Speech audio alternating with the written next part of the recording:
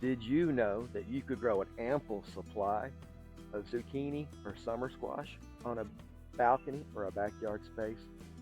Many gardeners struggle with the limited space they have, and it's difficult to grow such large vegetables such as zucchini and summer squash, which require so much room. I've been gardening for over a decade, and this one method has outperformed all others in maintaining plant health, pest control, space requirements, and a continuous supply of zucchini and summer squash. Let's discuss vertical gardening. So let's talk plant size. A typical zucchini plant is going to be 1 to 3 feet tall, 2 to 6 feet wide, and you're going to be required to put 2 to 4 feet between plants for adequate space. So if you're using a typical 6 foot by 3 foot raised garden bed, you've almost consumed your entire area with one plant.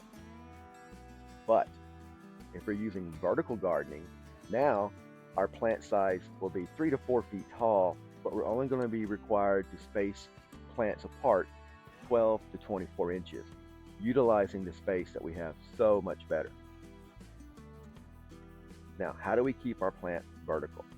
Well, you're going to need to stake the plant using anything that's straight, 3/4 inch or better in thickness, and at least 3 feet high. You're going to want to tie the plant stem to the support continuously as the plant grows. And if you go too long without securing your plant, your stem's going to start to curve, which is not going to be aesthetically pleasing when you tie it up, but functionally still okay. And I've done an example here of a curved spine, so you can kind of see what happens if you go a week or so without tying the plant up. Now, when it comes to pruning, you want to remove the oldest, the yellowing, or the damaged leaves. You want to remove all leaves below the current flower set. You don't want to pull or tear. You just want to cut the leaves at the stem so you don't damage the plant.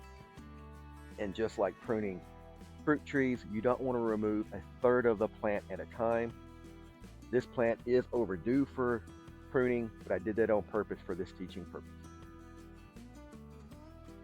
Now, continuous pruning of zucchini provides many benefits. It encourages the growth of new leaves and flowers, resulting in more zucchini. It promotes growth from the top, keeping the plant lively and vigorous. And it improves airflow, thus reducing the risk of powdery mildew, which is very common in humid areas like the South. Now, for powdery mildew, you can use a baking soda solution as a preventative. So that mixture would be 1 tablespoon of baking soda, 1 teaspoon of non-detergent soap, and 1 gallon of water, and you want to spray your plant with that mixture weekly. Okay, so we got our pruning taken care of. We've got our stem tied to our stake. So let's talk about container sizes and watering. So it's recommended that you use a container 17 inches tall and about 17 inches wide, or a 5-gallon pot. Bigger is not going to be a problem with zucchini and summer squash. I'm using a 5-gallon grow bag, which works effective. The pros of the grow bag is it's light and it's easily stored when I'm not using it. The con of using a grow bag on your deck is if the grow bag's not touching the soil, all the water leaks out and there's no way for it to get it back. So to counteract that, I've got a little plastic water catch pan underneath it. So as the water comes out of the bag, it fills up that catch pan and eventually works its way back into the soil. Now, the test to see if your plant needs to be watered, you can use the finger test or you can use a moisture meter, but you want to see is the top inch or two dry. If it is, then you want to water deeply, and you want to do that regularly, especially in the hot weather, preferably in the morning. Remember that containers will dry out quicker than any plants that are in the ground.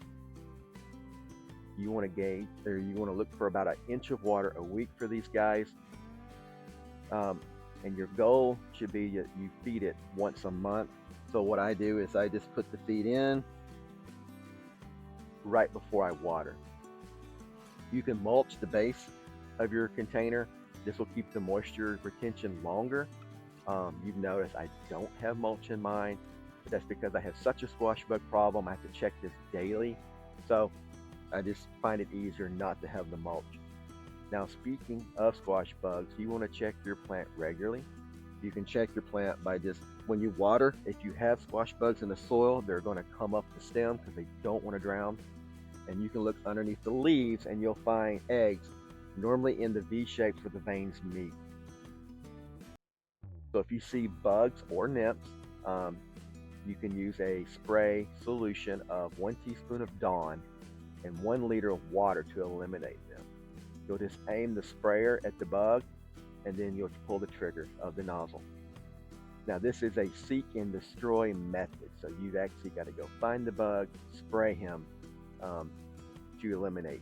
You don't want to use that spray to cover your entire plant because that soap long term can damage your plant. You'll see a lot of recipes call for adding oil to the mixture so that soap stays on your leaf and doesn't run off. I skip the oil so it immediately runs off after it hits the bug to help relieve stress on the plant.